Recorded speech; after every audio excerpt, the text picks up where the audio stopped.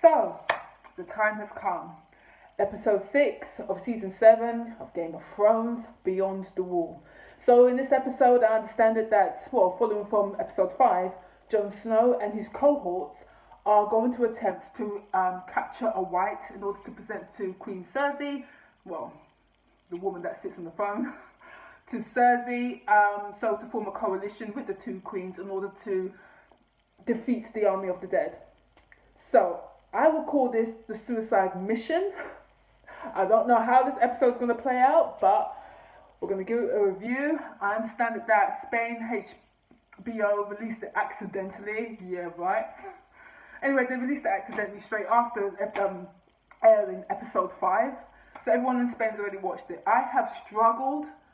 I have, by force, kept away from social media to understand what happens in this episode, because I know that people are downloading. I don't want to do that. I'm not about that life.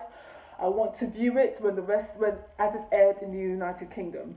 So that is Monday, and it's going to be aired in the next half an hour.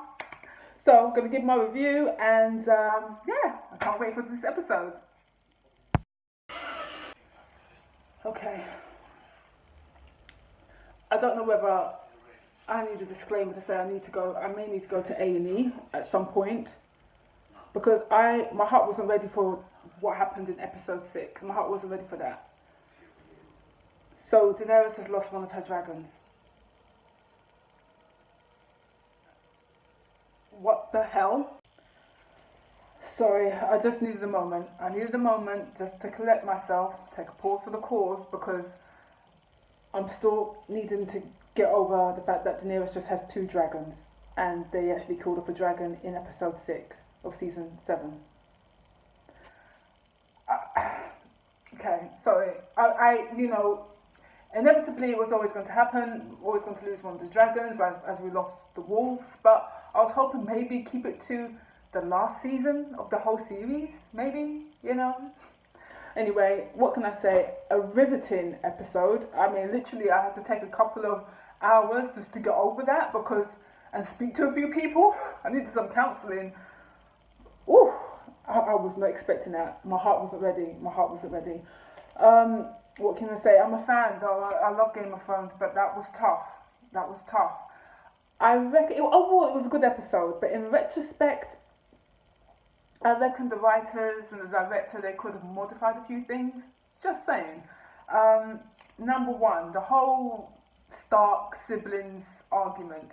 Sorry, I just had to pop out to do a couple of errands. You know how we go. Even though Game of Thrones is on, life still continues. But anyway, I was wondering, why didn't Aria or Sansa Stark consult the all-knowing and all-seeing three-eyed eagle, Bran?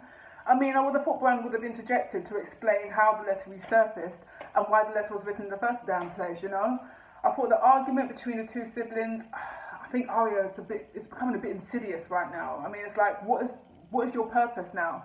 It's like she's becoming a bit mentally unstable, and I don't know. It's like, I thought she was going to slay her sister. I was like, oh no, bitch, calm down. Because I thought it was a bit too much. I don't know how that character's going to develop, what Aria's purpose is. I'm even worried for her brother Jon Snow when he comes back with the Dragon Queen. She's going to go crazy then. I don't know. I just thought that was a bit much. And as for the Suicide Squad, effectively, is what I call them. I mean, going to capture a white. I mean, it's going to be inevitable that a likelihood that you're going to have to fight the whole army. Or I don't know. But anyway, I like the camaraderie between the guys. I thought it was really cute. The banter as they're all charging towards the danger zone. I thought it was really cute, especially King Baratheon's bastard son. I'm really in love with that character. I think he's really cute, especially when he was running back to Eastwatch and he fell over. I was like, oh no. But at least he fell outside Eastwatch and they picked him up, they got the ravens. And man, those ravens, damn, they're literally faster than the internet. They get the message through them. So, another thing about the battle with the army of the White Walkers, I thought Jon had used all that time to literally mine weapons, Dragonstone. I was thinking, why is he not using the weapons? Why is he not using the Dragonstone? What happened to all that mining, And the fact that they just went out in a group of I don't know, as I say, Suicide Squad, not an army. I just thought, where's this story going? I mean, and for me personally, it was just too much to lose a dragon at this early stage, and I blame Jon for that. He was busy faffing around fighting the whites while the rest of his crew was boarding the main dragon. And I was like, something's going to happen here. This bitch won't just hurry up and get up on the dragon. I was like, no, something's going to happen. And lo and behold, it did. I mean, it was bad enough losing the wolves, but to lose a dragon, I mean, do the makers of Game of Thrones not understand that the fans, we live for the dragons? It's all about Daenerys and her dragons. I was like, no, bitch, this is team too much. I literally had to take a pause for the call, so that was just team too much. As for the Night King, I know he was created by the Children of the Forest, I understand he was the 13th Lord Commander of the Night's Watch, but are they going to elaborate on who he actually is? I mean, does he have any surviving family? Is there any lineage? Is there any survival of his people, of his family? To say, I don't know, are they going to develop that story, or is it reaching at this last stage? I mean, we're already halfway through season 7, and we've got one more season, so am I reaching for further information about the Night King? I don't know. But man, now he's got the biggest weapon. Listen, I don't know how they're going to beat the Army of the Dead. Now he's got a dragon. As soon as he killed the dragon, I was like, oh no, that dragon's going to be resurrected to form part of the army, oh shit, and it happened. I was like, no, Game of Thrones, don't do that.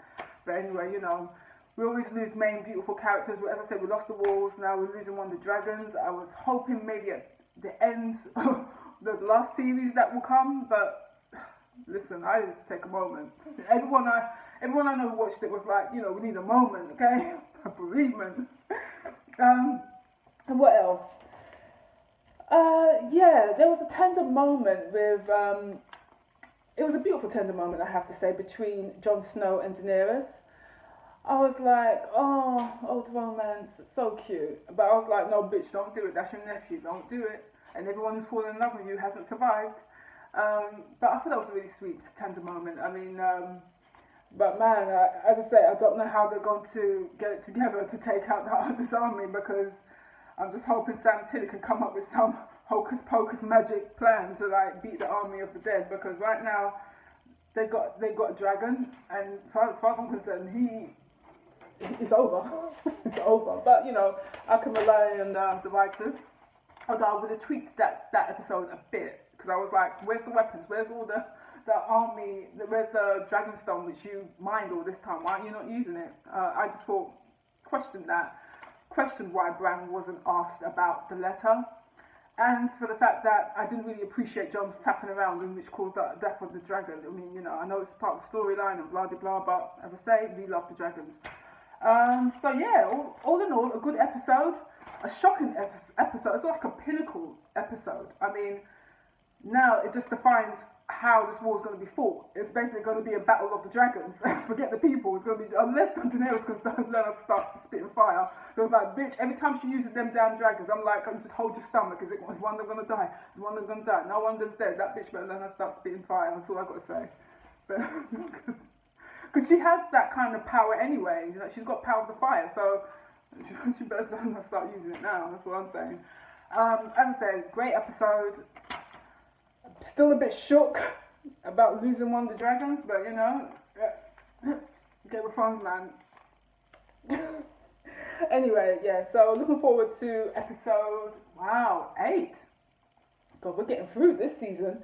Episode 8, my heart can't take it. I need a quiet episode. Episode 8 needs to be a nice, I call them the tea episodes, like where there's nothing but monologue and dialogue and just storytelling and conversation. I love those episodes because at least all the characters I love, as well as dragons or wolves, are still alive.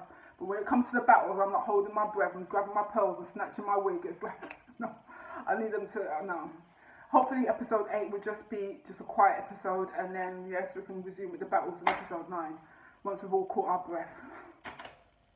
Oops, don't know what I'm talking about. I meant episode 7. Gosh, I'm even jumping the gun. Don't worry, I don't work for HBO Spain. I'm not trying to leak anything. It's episode 7 I was referring to. That I hope is a nice quiet cup of tea, sit down monologue episode. And then episode 8, you can do what you want to do, but I need a minute. I think we all need a minute to get over the loss of a dragon. But, as I say, episode 7 I was referring to, not episode 8.